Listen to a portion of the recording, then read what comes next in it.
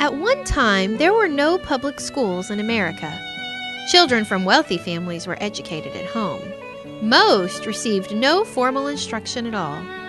It wasn't until 1647 that Massachusetts established the first public schools to ensure that learning would flourish and grow. Many early Americans recognized the need for an educated population. Nation founders like Thomas Jefferson trusted in the belief that the survival of democracy in the new young republic of the United States depended on public education. And so, the country embarked on the path to an educated nation. But there were still many challenges ahead for American teachers. The very first schools were held in one-room schoolhouses. Teaching in a one-room schoolhouse had its own unique set of challenges.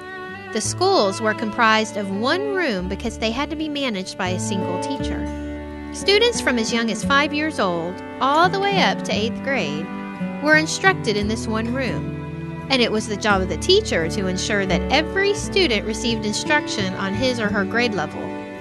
The social expectations for teachers at this time were also challenging. They were required to uphold certain standards and behave in ways that were deemed socially appropriate for the time.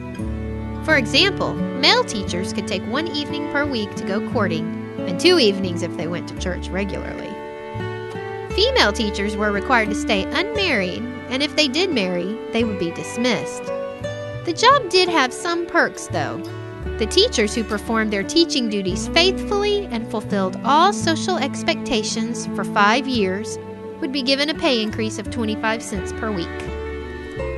Although the difficulties we face as teachers today in a Friendswood classroom may be different than what a Friendswood teacher would have faced 100 years ago, we still have challenges to meet.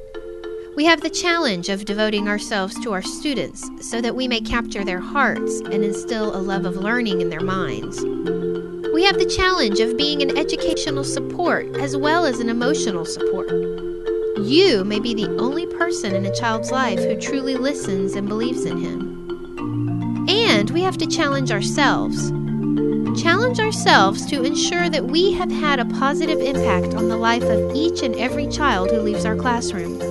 For by doing this, we, like those early teachers preceding us, leave our legacy to our community, our country, and our world.